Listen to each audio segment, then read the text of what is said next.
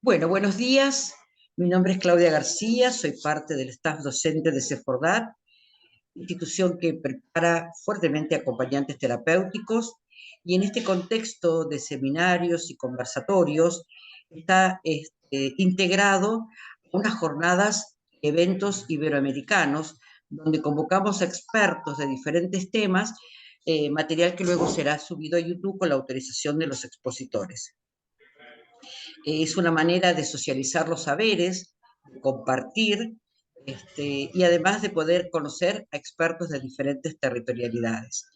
Le damos la bienvenida a la licenciada Vanessa Varela, licenciada en fonoaudiología, que forma parte del equipo de orientación escolar itinerante de la Municipalidad de General Pueyrredón, docente en la Universidad UFASTA, tiene una diplomatura en trastornos del lenguaje y la comunicación desde una perspectiva neurolingüística, ha hecho capacitación en comunicación bimodal, pertenece al área de discapacidad en los centros de día Cosechando Tiempo y Centro de Día Haz de Mar del año 2004. Tiene varios antecedentes curriculares que ya los subiremos a YouTube, pero queremos darle la bienvenida a esta ponencia experta sobre desafíos en la comunicación y lenguaje, intervenciones socioeducativas. Sí, vamos a pedir, por favor, que se muteen y la licenciada nos va a brindar la posibilidad de hacer preguntas al finalizar su exposición. Bienvenida, Vanessa. Bueno, buenos días. Gracias a todos por estar acá. Gracias, Claudia, por la presentación. La idea de hoy, la propuesta para el día de hoy es conversar sobre los desafíos en la comunicación y en el lenguaje de los niños y qué implicancia esto va teniendo en otras áreas de su vida, ¿no? En el desarrollo, en la esfera emocional, en lo social, en lo escolar. Bueno, la propuesta es trabajar juntos. Se escucha bien, ¿no? Sí. La propuesta es trabajar junto con ustedes, por ahí pensando en las características lingüísticas que tienen estos nenes, cuáles son los perfiles lingüísticos, cuáles pueden llegar a ser sus necesidades, y cada uno desde su puesto de trabajo, por ahí qué apoyo se le puede brindar. Desafíos en la comunicación y en el lenguaje en realidad es una terminología muy amplia. Nosotros vamos a acotarlo en el día de hoy sin entrar, sin profundizar en cuestiones teóricas, vamos a acotar o focalizar en los trastornos específicos del lenguaje, en qué indicadores podemos encontrar en lo que sería la etapa escolar y qué apoyos se le pueden brindar. En realidad desafíos en la comunicación y en el lenguaje tiene que ver con una mirada más amigable, con una terminología que tiene que ver con los cambios que estamos transitando en relación al neurodesarrollo. Dentro de los desafíos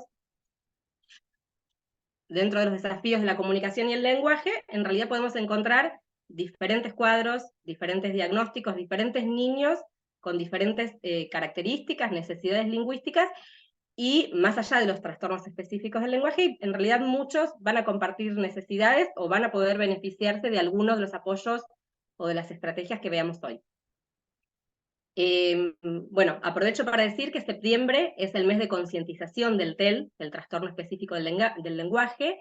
Se realiza una campaña a nivel internacional, una campaña de difusión y de concientización, justamente para que la información pueda llegar a mayor cantidad de personas y bueno, se pueda detectar a tiempo y brindar las intervenciones oportunas. Para quienes no conocen el TEL, es un cuadro donde hay una limitación significativa, una limitación importante en el uso del lenguaje en los niños, pero no habría una causa aparente, no es por una causa sensorial, ni neurológica, ni un trastorno motor, ni de privación socioambiental. Y también decirles que, bueno, esta terminología, esta nomenclatura fue cambiando y actualmente la terminología más aceptada o que se está empezando a utilizar es trastorno en el desarrollo del lenguaje.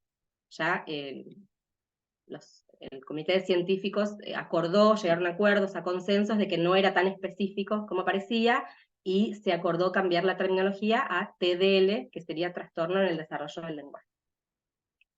Bueno, como decíamos, no es tan específico porque un nene que no puede comunicarse va a tener consecuencias en otras áreas, en la interacción con pares, en su esfera emocional, en su autoestima, en su seguridad. Esto también trae consecuencias o dificultades en el ámbito escolar.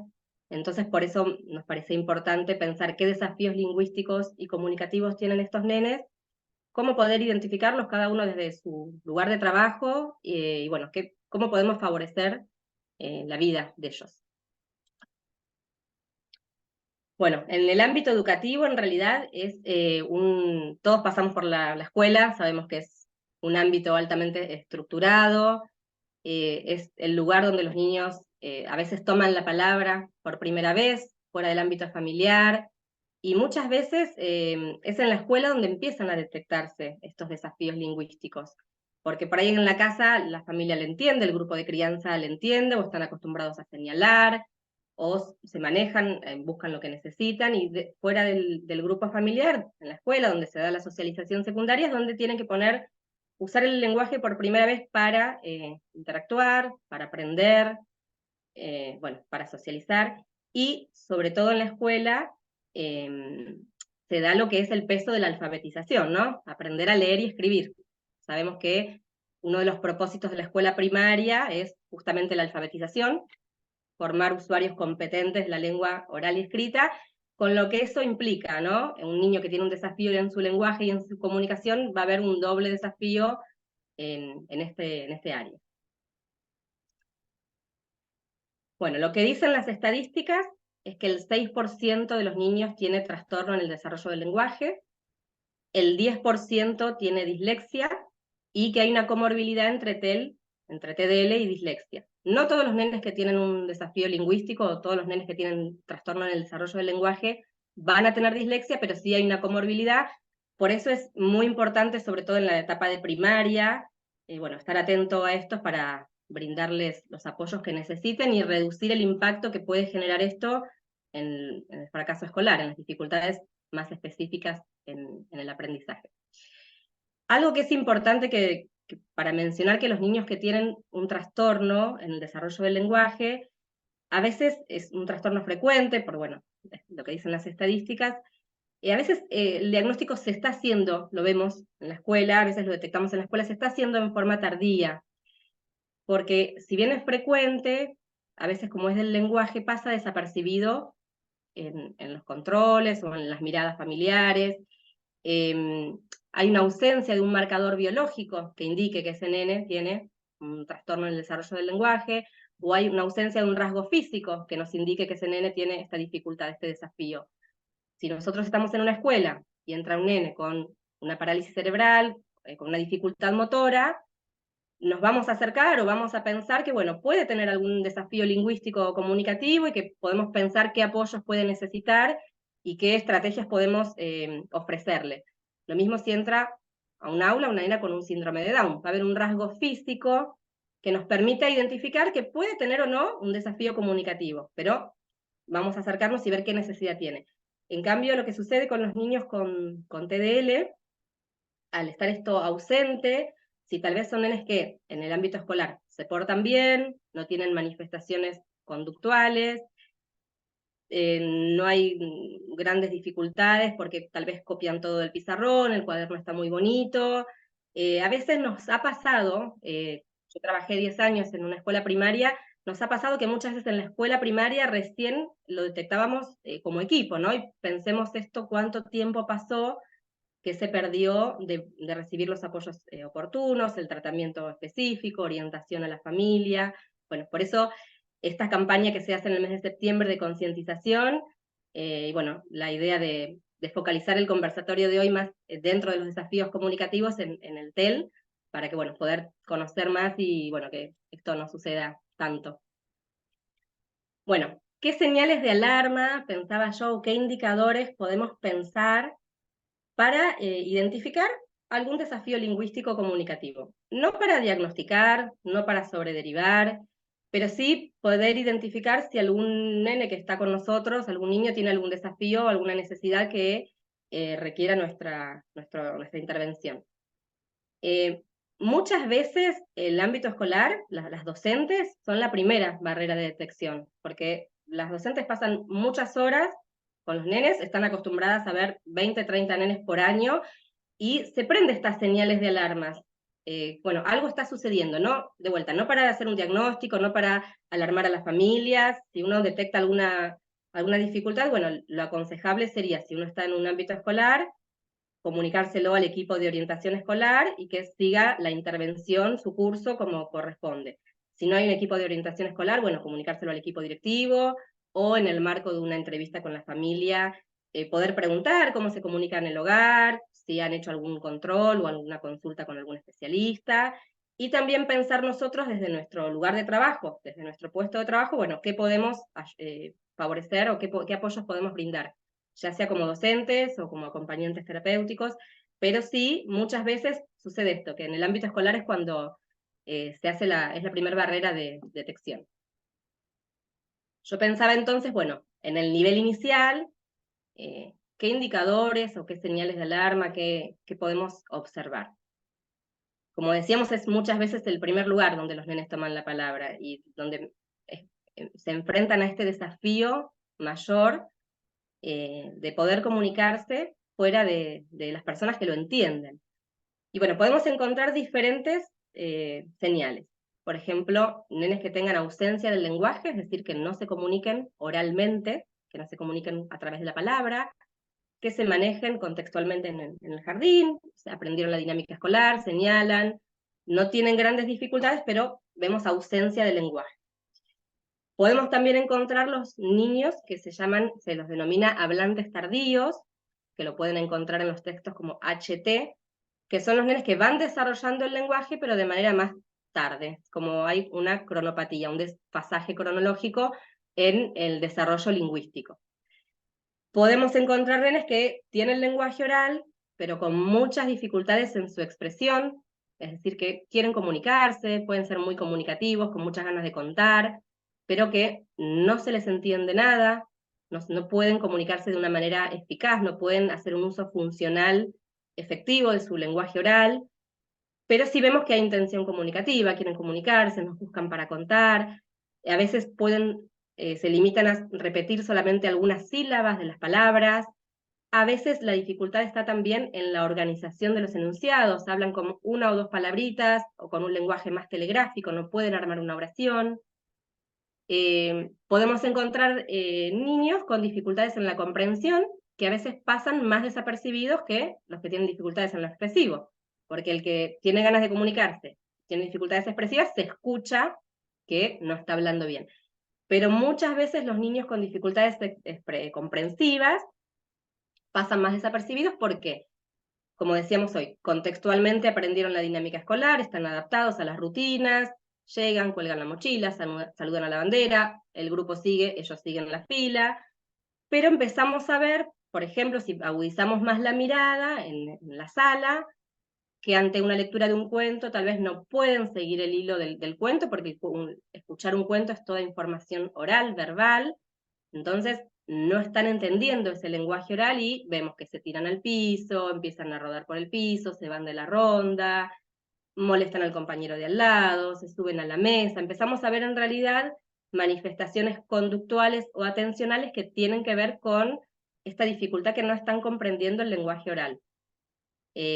Tal vez comprenden contextualmente por lo que ven, porque acostumbraron a desarrollar esta comprensión desde lo visual, pero tal vez le damos una consigna y vemos ahí que hizo otra cosa o que no entendió lo que había que hacer, o que si damos consignas más complejas, por ejemplo, una orden simple, si le decimos, bueno, anda a colgar la mochila, trae el cuaderno de comunicaciones y ponerlo en la mesa, y vemos que se quedó paradito y no supo qué hacer, porque es una orden verbal muy larga y compleja. Bueno, también podemos encontrar niños que tengan desafíos en la comunicación en general, que tampoco se comuniquen ni desde lo verbal ni desde lo no verbal, o que se comuniquen poco en realidad, que tengan un desafío en este área.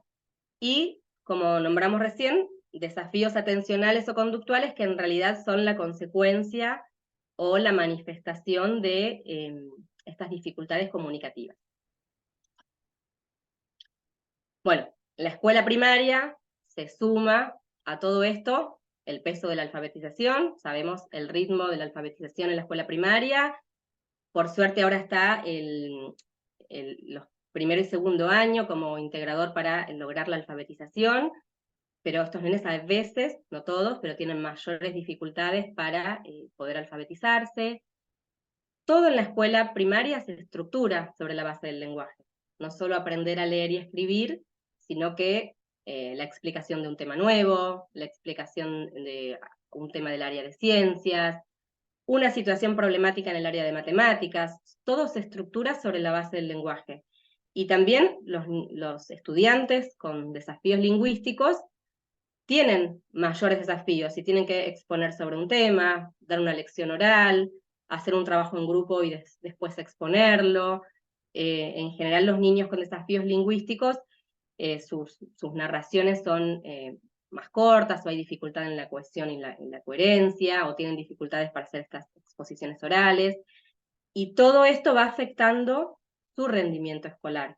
Puede convertirse en una dificultad en el aprendizaje, que en realidad, si le podemos brindar el apoyo correspondiente, no sería tal, ¿sí? La idea es que este desafío lingüístico no se convierta y no traiga una consecuencia mayor en una dificultad o un desafío en el aprendizaje. Y, por supuesto, afecta de gran manera lo que es la socialización, porque ya en el nivel primario la interacción, la socialización se realiza mucho más desde el lenguaje que en el nivel inicial, ¿no? En el nivel inicial podemos ver los nenes que por ahí tienen este juego paralelo, que juegan juntos, o en el patio que hacen estos juegos de persecución, que corren, pero ya en el nivel primario las habilidades lingüísticas para socializar son importantes. Gina Conti es una investigadora, una logopeda anglosajona que hizo los primeros estudios longitudinales en relación a los niños con trastornos del lenguaje. Bueno, y ella, las primeras conclusiones a las que arribó es que los niños, los estudiantes con estos desafíos, persiste este desafío en los últimos años escolares, cómo está afectado la interacción, lo social, porque antes se acotaba más a lo que era específico del lenguaje, cómo estos niños inician menos interacciones con otros, sus interacciones son menos satisfactorias, en general suelen buscar más al adulto para iniciar conversaciones, y bueno, cómo todo esto va impactando en la socialización, como en lo emocional, ¿no? Cómo va dejando una huella en los niños. Bueno, y algo que es importante, que me gusta siempre mencionar, es qué pasa con el espacio en la escuela que no es tan estructurado como el aula. Un niño con desafíos lingüísticos y comunicativos, como decíamos hoy, si se porta bien, copia del pizarrón, el cuaderno está bonito, sí va a tener dificultades que tal vez no se van a animar a levantar la mano y preguntar en clase, o no se va a animar a participar espontáneamente si el docente pregunta, entonces ahí se va a ver más este desafío, pero puede pasar desapercibido. Pero ¿qué pasa en los espacios que no son tan estructurados como el recreo? Que en realidad debería ser un espacio de disfrute, de diversión, de pasarla bien, y en realidad en los recreos es un momento donde necesitan más habilidades lingüísticas para resolver situaciones conflictivas, para quiero jugar con vos, querés jugar conmigo. Solemos ver en los recreos nenes que tienen estas dificultades, que por ahí se quedan solitos, o corren solos en el patio, o buscan al adulto para conversar, porque el adulto va a buscar estrategias para compensar y va a minimizar estos desafíos, o forman grupos apartes con otros nenes que tienen dificultades. Es muy común ver en el recreo esto, y bueno, me parece importante de cada uno desde el lugar de trabajo estar atento a esta mirada, porque es un espacio que suele ser a veces más hostil que el aula, ¿no? que lo académico. Bueno, yo soy partidaria de la detección precoz, porque la detección precoz puede brindar la intervención oportuna, que es la intervención a temprana edad, no para diagnosticar, no para etiquetar, no para estigmatizar, sino si uno sabe qué desafío tiene, podemos pensar qué características lingüísticas tiene, qué apoyos necesita. La intervención temprana es importante, obviamente por la plasticidad neuronal, sabemos que hay un periodo crítico para el desarrollo del lenguaje, y si le brindamos los apoyos a temprana edad, vamos a reducir las consecuencias en otras áreas de su vida, como decíamos hoy, Orientación a la familia, porque la familia también, cuando detecta que hay algo que está pasando, aunque no sepa qué es, se angustia, la ansiedad de ir de un profesional a otro, no saber cómo ayudar, y a veces pequeños cambios que pueden hacer en el estilo comunicativo de la casa favorecen mucho comunicarse con estos niños.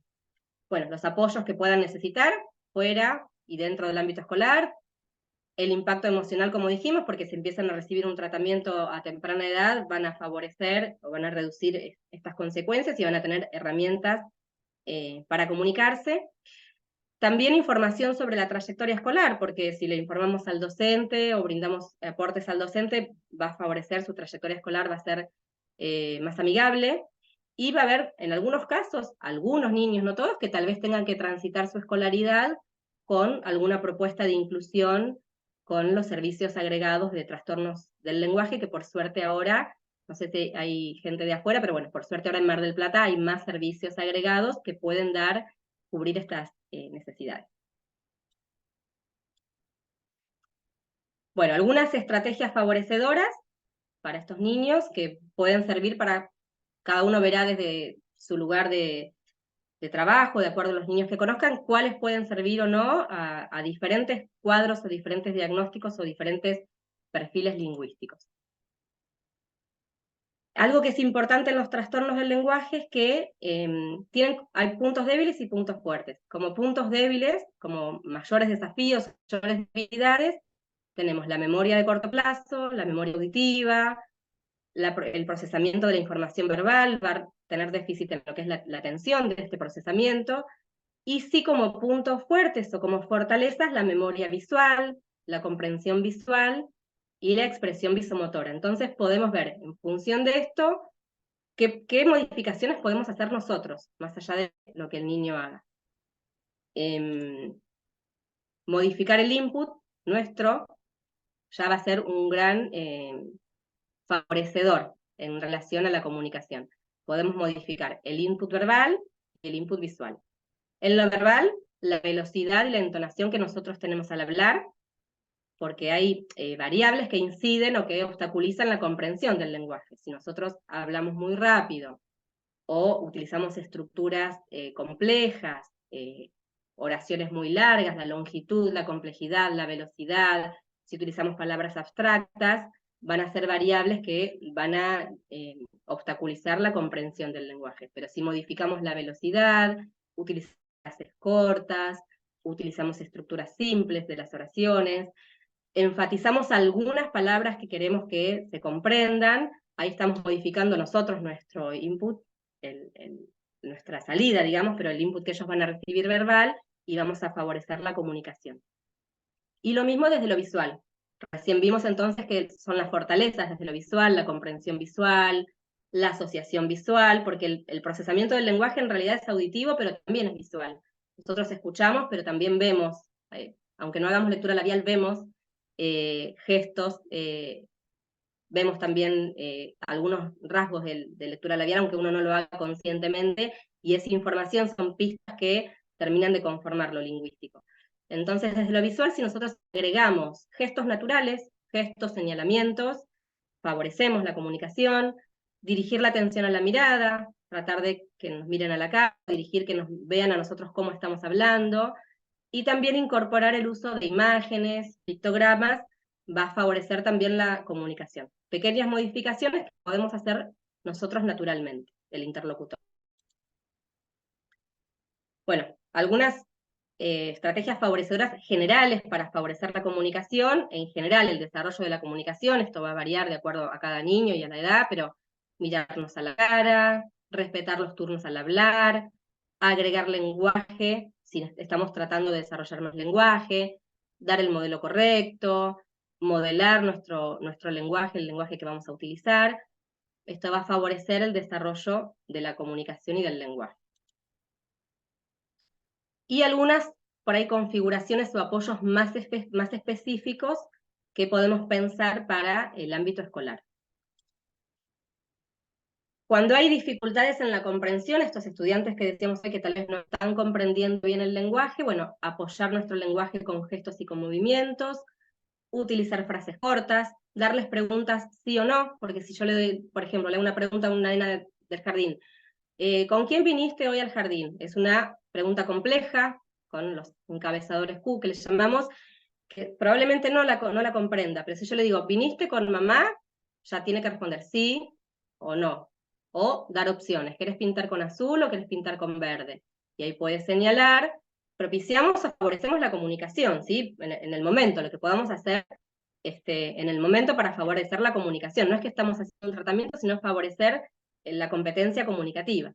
Bueno, utilizar vocabulario simple, concreto, tratar de no usar palabras no frecuentes o palabras abstractas, y en el ámbito escolar presentar la información en diferentes modalidades.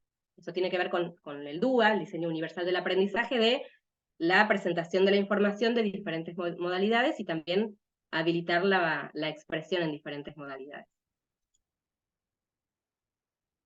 Bueno, en relación a las dificultades expresivas, tratar de no corregir en público, de no forzar a repetir, por supuesto. Si dijeron una palabra y no la entendemos, podemos modelar, sin decirle está mal, modelar esa palabra y volver a repetirla nosotros, o modelar esa oración. Si un nene dijo, no sé, papá, auto, te trajo tu papá en el auto. Entonces estamos modelando esa estructura y estamos favoreciendo la comunicación. En relación a las cuestiones del aula o expresión oral, podemos tratar de que participe oralmente de acuerdo a sus necesidades, a sus intereses, no forzarlo tal vez a que dé una lección o que haga una lectura en voz alta si todavía no está preparado, pero sí podemos acordar con ellos, bueno, mira, si tenés que leer algo, leerle solo la seño, o leer en pequeños grupitos, o si no se animan a participar, es muy común en el jardín, cuando se hacen las rondas de intercambio, y cada uno cuenta, o expresiones personales, bueno, que por ahí no se animan a participar, pero tengan ganas de participar. Entonces, bueno, buscar la forma de que por ahí, aunque sea con alguna palabrita, o con algún dibujo, yo en el jardín utilizaba, cuando trabajaba en el jardín, un muñequito que le llamaba el señor turno, y lo íbamos pasando de a uno, ¿no? Y los nenes con tal de tener el muñequito, se animaban a hablar. Por ahí decían, no sé, su nombre, algo cortito, pero no porque no puedan hablar, como naturalizarlo, ¿no? Encontrar el equilibrio, sí darle la oportunidad de que puedan participar también espontáneamente en un intercambio oral. Y en lo que es tareas o evaluaciones, también habilitar otros formatos. Si no puede leer en voz alta o no puede dar una exposición oral, bueno, poder señalar en una fotocopia con un dibujo, señalar una oración, unir con flechas. Les cuento por ahí un ejemplo que me pasó para ver por qué digo esto. Cuando empecé a trabajar hace 20 años, por suerte esto me parece que fue cambiando, pero había una nena en la escuela, en una de las escuelas a las que iba, íbamos como equipo, no era una escuela donde yo estaba, que tenía un trastorno del lenguaje muy importante y no podía, como dispraxia verbal se llama, no podía comunicarse oralmente en forma voluntaria. Entonces, en ese momento, la señora decía, yo no sé si está alfabetizada, no puede pasar a segundo grado, porque no se alfabetizó, no lee en voz alta. Y en realidad la nena se había alfabetizado, había incorporado la decodificación de la lectura y la escritura, pero lo que no podía era demostrarlo oralmente. Bueno, entonces, en ese caso, ¿qué podemos implementar? Que lea una oración y que señale el dibujo, por ejemplo. Entonces nos aseguramos que pudo leer, pudo decodificar el material escrito y pudo señalar, o pudo unir, o pudo unir con una definición, con un texto, aunque oralmente no lo pueda decir. En realidad nosotros como adultos, desde el ámbito educativo, desde acompañantes, tenemos que buscar otras estrategias si ellos no están pudiendo. Si no, la limitación ahí sería nuestra también. Bueno, para la lectura de cuentos en el jardín y en los primeros años de la escuela primaria, que se hace tanto, incorporar cuentos con pictogramas, hay un montón, hoy la verdad es que hay un montón de material para utilizar. Esta es una fotocopia que yo hice de las oraciones del cuento, y después en forma aislada, ahora lo van a ver era una nena en el jardín que tenía una dificultad, un desafío lingüístico mixto, expresivo y comprensivo. Entonces, cuando se leía un cuento, la niña no participaba, se iba de la sala, y en realidad no es que no le interesaba o que se portaba mal, no estaba pudiendo entender ese mundo del lenguaje oral. Entonces, bueno, poder leer un cuento más corto, con pictogramas, después que su participación sea a través de señalar, teníamos los pictogramas de los personajes y de las acciones, entonces podía ir señalando lo que íbamos preguntando. Bueno, la idea es poder acotar o preparar el material. Bueno, esto más de la escuela primaria, algunas estrategias que podemos pensar. Poner el día, que no sé si ahora lo siguen haciendo, pero bueno, los 10 años que trabajé en la escuela primaria, escribir el día era la tarea sistemática que se hacía todos los días, y repetitiva, era todos los días escribir el día, y por ahí, no sé, llegaba mayo, junio, y uno charlaba con un nene, y le decía, ¿te acordás qué día es hoy? No, pero si vos copiaste el día. Bueno, estas actividades que a veces se hacen, ¿no?, sin sentido, o cuál es el sentido de la actividad. No sé si es tan importante que copie el día, o que sepa qué día es, ¿no?, que pueda estar situado en tiempo y espacio y pueda saber qué día es. Y también algunas por ahí quejas que escuchábamos de algunas señas, es que estos nenes con estos desafíos lingüísticos y comunicativos, que tenían esta dificultad en la alfabetización, en la escritura, tardaban más, les costaba más, porque todo ese desafío se complejizaba en pasar a lo escrito. Entonces por ahí decían, bueno, son las 10 de la mañana y todavía no copió el día. Y por ahí no sé si es tan importante que copie el día, sino que lo sepa, o buscar también otras estrategias para que pueda, si lo tiene que poner en su cuaderno, bueno, por ahí poner un papelito, o seleccionar papelitos, hoy es viernes, o el día que sea, o señalar en un cuaderno con el solcito, bueno, hoy es miércoles, y marcar, ¿sí?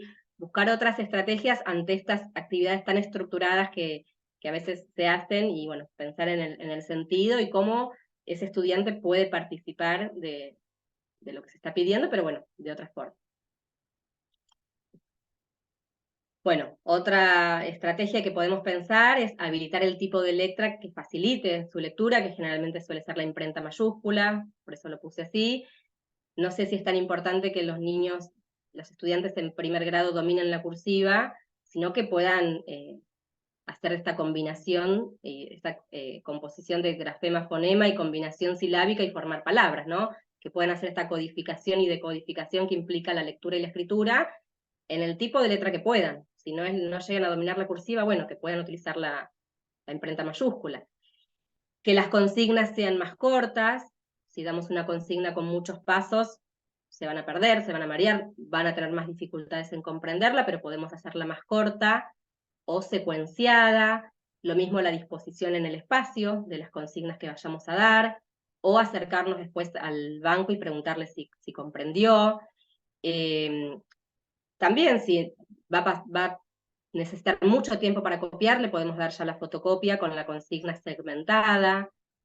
Era muy común antes, y en algunas escuelas todavía también, estas pruebas de los 10 puntos, que se hacen en una hoja A4 u oficio, 10 preguntas o 10 cuestiones para resolver por las pruebas que tengan 10 puntos justamente, y es mucha información, muy chiquitita, que a veces ya de solo verla nos pasa a los adultos, ¿no? Si tenemos que enfrentarnos a una evaluación, me pasa en la facultad, cuando entregamos, cuando es muy largo, ya uno se asusta o la atención ya empieza a generar otro obstáculo más. Bueno, si le podemos dar segmentada la evaluación o la consigna, y la disposición en el espacio va a favorecer que pueda prestar atención, que pueda comprender cada consigna de manera segmentada.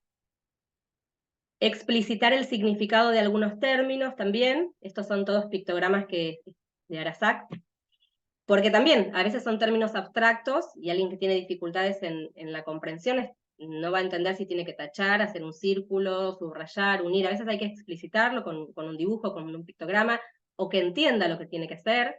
A veces incluso a nosotros nos pasa. A mí me ha pasado alguna vez que, estando distraída, que como adulta tengo que completar alguna ficha, y en vez de tachar, circulé. Bueno, piensen que en una evaluación donde se está evaluando el contenido, que resuelva mal, si en vez de subrayar tachó, va a implicar que ese punto no se le dé. Entonces explicitarlo, trabajarlo previamente antes de una evaluación. En algunos casos resaltar si es un texto o un párrafo con color. Si estamos hablando, o si este nene va a tener una explicación nueva de, no sé, del área de ciencias, bueno, subrayar con color las palabras más importantes. Podemos hacer un glosario de las palabras nuevas, o sea, que puedan manejarse con el mismo contenido, curricular que se está trabajando en la escuela, pero podemos hacer una síntesis de ese tema y que sea un texto más sintético, resaltarle con color, hacer un glosario y favorecemos la comprensión de ese tema.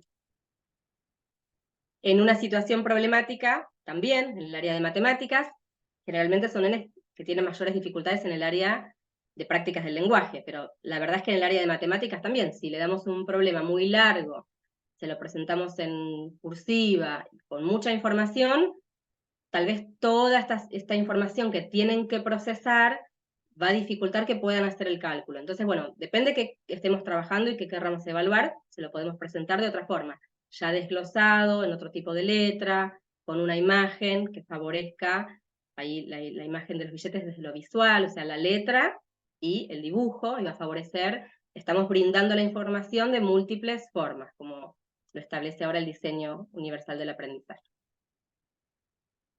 Bueno, en la alfabetización, en los nenes que tienen específicamente trastornos en el desarrollo del lenguaje, algunos, los que tienen más dificultades fonológicas, van a tener mayor dificultad en la alfabetización cuando se trabaja desde un enfoque psicogenético, y por ahí requieren un encuadre más fonológico de enseñanza, de la lectura y la escritura. Bueno, anteriormente era como una mala palabra este enfoque fonológico en la escuela, y se enseñaba a alfabetizar desde el enfoque psicogenético, desde la construcción, pero es verdad que estos nenes, con estos desafíos, les costaba más alfabetizarse con todo esto lo que implica, ¿no? El fracaso escolar, la autoestima, el sentirse dentro del aula, el que no puede, ¿no? Cómo se van ubicando desde ese lugar. Entonces, por suerte ahora está el enfoque equilibrado, integrador, que de alguna forma explicita también el conocimiento lingüístico, incorpora este conocimiento fonológico para estos niños que tienen estos desafíos. Bueno, esta es una imagen que a veces pongo porque esto, los que trabajamos en la escuela sabemos que a veces pasa mucho, sin ánimo de hacer ninguna crítica a nadie, ¿no? Pero a veces hemos escuchado decir, bueno, no, si yo le doy el texto más corto, se lo doy en impreso, ya se lo doy copiado, le estoy dando un beneficio, le estoy dando una ventaja, o no, yo quiero darle a todos igual porque si no estoy discriminando, y en realidad nadie le sacaría un audífono o un implante a un niño que lo está utilizando, o nadie le sacaría los lentes a un estudiante que necesita utilizarlos, y en el caso de los desafíos lingüísticos, en el caso más específico de los trastornos en el desarrollo del lenguaje, van a necesitar un apoyo que tal vez no es visible, pero que nosotros se lo tenemos que dar también como docentes, como acompañantes, como equipos de trabajo, y bueno, favorecer que puedan acceder al conocimiento de la forma que ellos necesitan. Bueno, no quiero hacerlo muy largo ni aburrirlos, pero bueno, como hoy mencionamos algo de dislexia, saber solamente que está la ley de dificultades específicas del aprendizaje, que es una ley que ya está regulada, está aprobada, hay un documento, hay la disposición 59, el anexo 2, esto ya lo habilita, porque a veces también nos pasaba en el ámbito educativo, los que trabajábamos en lo clínico, que, no, esto en la escuela no se puede hacer. Eso que lo haga la psicopedagoga en el consultorio. Esto en la escuela no. Y bueno, ahora ya hay un documento curricular que avala, que sostiene, que le da un marco regulador a estas configuraciones didácticas o de apoyo que podemos utilizar. Y volviendo un poco al tema de los recreos y del patio, ¿no? Tanto el patio como el comedor, sí, siempre estar atentos a estos, que son espacios a veces hostiles, a veces difíciles para los nenes que tienen estos desafíos, donde se ve más este hostigamiento, o que estén aislados. Las chicas que están estudiando en la facultad, que van a hacer las prácticas a las escuelas, yo siempre les digo, observen el patio, vayan a ver a los nenes al recreo, al patio. Y me ha pasado que por ahí me decían, ay, las chicas de la facultad están mirando el patio. Sí, están mirando el patio porque es donde se da justamente la competencia comunicativa en un ámbito natural. La riqueza que tiene la escuela, por ahí a diferencia del ámbito clínico, es que podemos ver el lenguaje en acción, ¿no? En un contexto natural, cómo interactúan con otros, y ahí vemos, ahí es muy clarito ver el que tiene un desafío lingüístico, como a veces está solito, a veces están aislados, o nos buscan a nosotros y quieren quedarse charlando con los adultos, y uno dice, bueno, ay, tiene re ganas de charlar conmigo porque fantástico lo que le digo, no, y en realidad nos están buscando como una estrategia para no tener que vincularse con sus pares, ¿no? Y cuando uno entiende esto ve que es muy triste para ellos, entonces muchas veces podemos o pensar en alguna persona de apoyo, alguna amiga, amigo, bueno, vos andá a jugar con ella o con él al recreo, acompañalo, o lleva este elástico, cuento cosas por ahí desde mi experiencia para hacerlo más práctico, para que sea más ameno, ¿no? Por supuesto voy a hablar siempre desde mi vivencia y desde mi experiencia, pero bueno, llevarte este elástico al recreo para jugar con tal. Llévate las payanas, llévalas vos, y ahí a veces no es la idea que se acerquen por el objeto, ¿no? Pero sí utilizar un objeto mediador para empezar la interacción o para iniciar la interacción y el juego. Y muchas veces hasta hemos practicado, como si fuera un roleplay, bueno, ¿querés jugar conmigo? A ver, practicalo conmigo. ¿Puedo jugar con vos? Hasta hemos tenido que explicitar cómo, ¿no? Trabajar con esto, las habilidades sociales, cómo pedir jugar, cómo preguntar si podían jugar, y estar atentos y estar cerca, y es algo que no nos tenemos que olvidar, porque por ahí en la escuela estamos más enfocados a lo académico, pero que no nos tenemos que olvidar para estar atentos a esto. Bueno, estas son algunas imágenes también de cosas que se pueden hacer en el patio para dar contenido al recreo, juegos, que haya propuestas, ¿no? Para hacer. Y bueno, si hay algún conflicto también, en el patio se resuelve desde lo lingüístico, desde el lenguaje, y si no lo puedo resolver desde el lenguaje, va a aparecer desde lo conductual, ¿no? El pegar, el tirar, el llorar, entonces, bueno, estar atentos a esto también. Bueno, y ya para terminar, así no aburro tanto, algunos mitos que menciono, que son cosas que escuché yo en primera mano de diferentes personas, profesionales, en diferentes ámbitos, pero bueno, cómo ir derribando por ahí estos mitos. Uno que lo escucho muy a menudo y se sigue escuchando es, bueno, no quiero etiquetar, entonces no hay que diagnosticar a temprana edad para no etiquetar, para no estigmatizar, y en realidad pensar, no sé si los diagnósticos son flexibles, los diagnósticos, sobre todo en la infancia, van cambiando. Por supuesto, nunca dejar de lado el sujeto, pero si sabemos qué desafíos tiene, qué necesidades comunicativas tiene, va a ser el apoyo que le voy a poder brindar. Y por lo que ya dijimos, ¿no? De la plasticidad neuronal, bueno, el impacto que tiene en la familia. Bueno, naturalizado, bueno, el tío hablaba igual, el papá hablaba igual, entonces por esto se ve más en la familia, que naturalizan y por eso llega más tarde a la consulta. Pero se porta bien, esto también, lo hemos escuchado en la escuela, por ahí a veces de los docentes, pero se porta bien, como el portarse bien en la escuela es un indicador de que no pasa nada, ¿no? Y bueno, a veces hay que agudizar la mirada, copió, está el cuaderno hermoso, súper prolijo, y por eso son lo que decimos los grandes copistas, de lo que copió tal vez no entendió nada, o no puede resolver nada, o no puede participar oralmente, o siempre está solo en el recreo, pero se porta bien, pero está solo, no está interactuando, bueno, también. ¿Qué hay detrás de esto? Se porta bien, pero ¿qué está pasando detrás? Bueno, el ya va a hablar también, que a veces lo vemos en diferentes ámbitos, la familia, la escuela, también a veces lo vemos en salud, bueno, ya va a hablar, si bien, por supuesto, cada niño tiene su tiempo de desarrollo, pero bueno, ir acompañando el desarrollo del lenguaje y brindándole la estimulación a tiempo. Con respecto a las dislexias, escuché también muchas veces, pero no existe, o está de moda, ahora está de moda. Si hablamos de dislexia, no, la medicalización de la infancia, y en realidad un estudiante que tiene dislexia no tiene por qué estar medicado.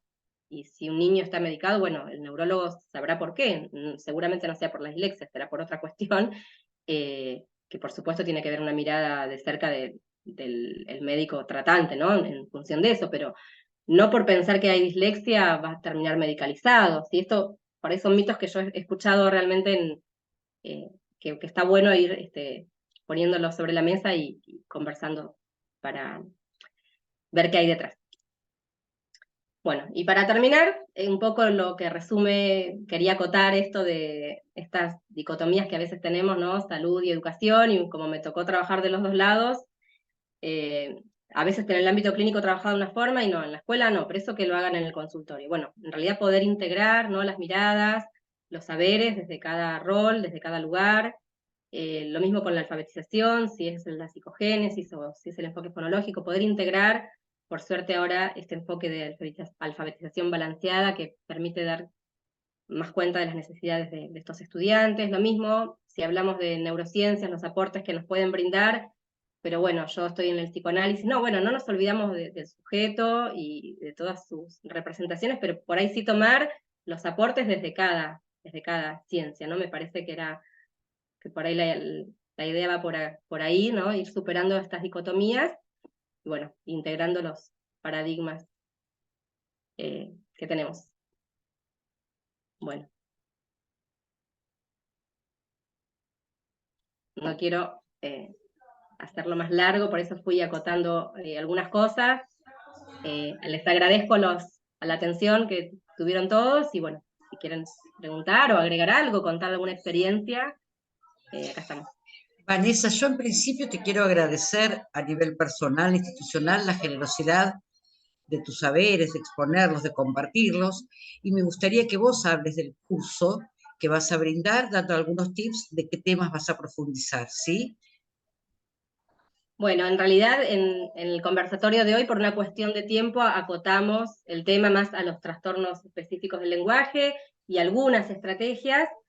La propuesta es realizar un curso en el mes de octubre de 4 encuentros, profundizando y ampliando más estos temas, estos contenidos que mencionamos hoy. Así que bueno, quienes quieran pueden preguntar en el instituto y ahí van a tener la información. Bien. Muchísimas gracias. No sé si hay alguna pregunta que quieran hacer. De cualquier manera, como puse en la comunicación interna, este video se va a subir a YouTube, un canal donde tenemos a nivel institucional para compartir los saberes de los expertos que tan generosamente nos aportan sus saberes, ¿no? ¿Alguna pregunta?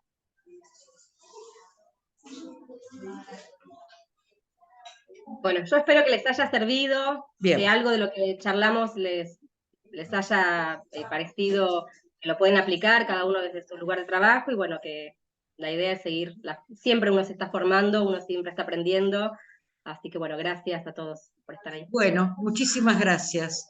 Muchísimas gracias, Vanessa. Bueno, gracias.